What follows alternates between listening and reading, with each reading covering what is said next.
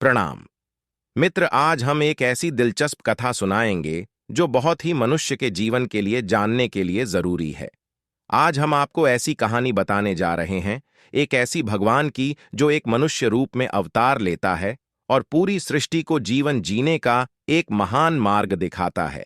आज उसके ही पावन अवसर पर आज हम आपको एक कथा अर्पित करते हैं। मित्रों, आप सभी उसे मनुष्य को जानते होंगे, आप उसकी पूजा करते होंगे, आप उसका दान पुण्य और उसके मार्ग पर चलते रहे होंगे, क्योंकि वह मनुष्य नहीं, वह परम कृपालु और बहुत ही शक्तिशाली एवं तीनों लोकों के डांटा और एक ऐसा पवित्र मित्र है जो अपने एक मित्र के लिए अपना पूरे जीवन का जमा पूंजी दे सकता है। हाँ, वह एक ऐसा मित्र है जो स्त्रियों के साथ भी रहकर भी पवित्र है, जो मनुष्य के रूप में कम करता है। वह भोगी भी है, वह योगी भी है, वह कमलिस्ट है। वह कम करने की एक बहुत ही पवित्र और बहुत ही काम मुक्त एक ऐसी पर प्रतिमा है जिसे जानने के लिए हर कोई उत्सुक रहता है, जिसे चने के लिए हर कोई उत्सुक रहता है, जिसे पुत्र बनाने के लिए हर कोई माता चाहती होगी, इसे कोई भाई बनाने के लिए कोई बहन उत्सुक होगी, इसे कोई अपने पवित्र प्रेम की कथा लिखता है। उसे मनुष्य का नाम है श्री कृष्ण। श्री कृष्ण के पावन जन्मदिन के अवसर पर आज हम मित्रों आपको पता नहीं चाह रहे हैं कि श्री कृष्ण ने अपने पावन जन्मदिन पर एक ऐसे गांव में स्त्रियों के दुख कटे जहां पर सारे गांव में मंत्रियों की कोई भी परंपरागत कोई भीक्ति विधि नहीं थी। आज हम बात करने जा रहे हैं श्री कृष्ण की। मित्रों, प्राचीन भारत के ग में लिखा गया है कि श्री कृष्ण सा कोई ना हुआ है ना कोई होगा। श्री कृष्ण एक ऐसे योद्धा है जो जिनके सामने कोई भी टिक नहीं सकता।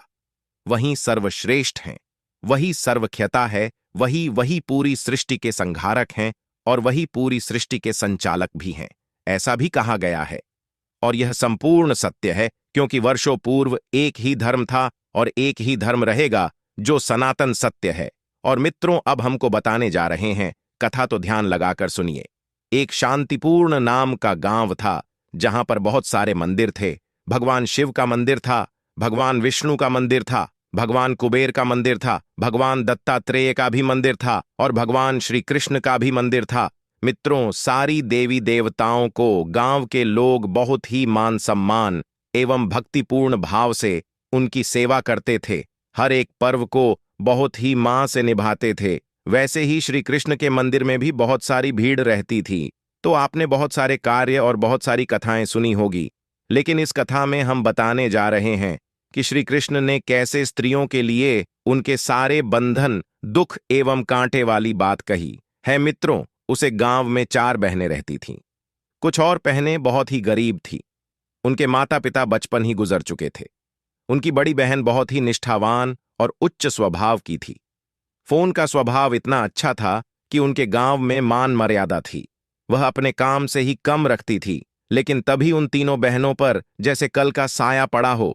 वैसे गांव में कुछ लोगों की दृष्टि जैसे जैसे समय पड़ता है, कैसे गांव में कुछ लोगों की दृष्टि बढ़ती चली गई और परिवार पर एक मानव काली छाया, अवश्य मित्रों खुश परिवार की एक बहुत ही विधायक खड़ी आन पड़ी। उनका कोई भी सहारा ना हुआ। तब उसे परिवार की 4 बहनों में से एक मुख्य बहन जो बड़ी थी, वह एक सहारा बनी। उसने गांव के कई लोगों से मदद मांग की, लेकिन किसी ने भी उसकी मदद नहीं की। गांव में मानो उनका चलना भी बहुत कठिन हो गया था, क्योंकि 3 जवान बहनों की रक्षा एवं अपनी रक्षा के लिए कुछ तो करना ही था। तभी उसने भगवान श्री कृष्ण की गाथा, सनी गाथा सुनते ही उसने भगवान श्री कृष्ण की भक्ति करने का मार्ग जुटाया। मार्ग जानने के बाद उसने भगवान श्री कृष्ण की बहुत ही भक्तिभाव से सेवा की और भगवान श्री कृष्ण के भक्ति करते करते जानू उसके आसपास एक अद्भुत शक्ति वास करने लगी। उसने भगवान में श्री कृष्ण की हर एक भक्ति का ध्यान रखा। एक दिन पूनम की रात को भगवान श्री कृष्ण उसके सपने में आते हैं और कहते हैं कि है पुत्री, तुम बहुत ही निष्ठावान हो, तुम्हारे कार्य में कोई भी हानि नहीं पहुंचा सकता, लेकिन इस कलयुग में मेरा होना ही अश्वत है। मैं आज से तुम्हें वरदान देता हूं कि तुम्हें सक्षम होना होगा।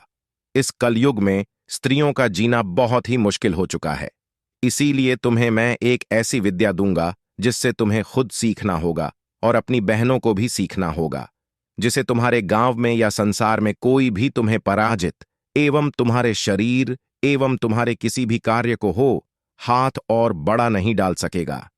श्री कृष्ण। इतना कहते ही वह उसे घर में झोपड़ी लड़की थी उसके सपने में से निकल गए। श्री कृष्ण के जाने के बाद वह जो घर में बड़ी मुखिया थी वह खड़ी हुई और उसने श्री कृष्ण की मूर्ति पर हाथ जोड़कर कहा कि हे प्रभु, आपने हमें कम करना सिखाया है और जो अपने कर्म को ही अपना धर्म बनता है वहीं सर्वश्रेष्ठ हो जाता है। यही आपका कहना था और यही साथ अंत्य में जान लिया है। उसे स्त्री ने अपनी तीनों बहनों और गांव में बहुत सारी स्त्रियों को शिक्षित किया और उन्हें सिखाया लड़ने में बहुत सारी कलाएं और अपने शरीर एवं अपनी छाया की रक्षा करना भी सिखाया। इस कार्य को देखकर पूरा गांव अचंभित हो गया और तब पूरे गांव ने उसे पूछा कि यह पुत्री तुमने यह सब कहां से सीखा।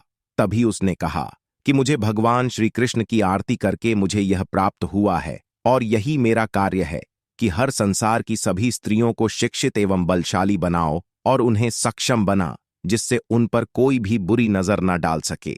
इतना कहते ही पूरा गांव जानू उसे लड़की की पांव में पड़ गया और उसने पूरा गांव माफी मांगने के लिए आ गया।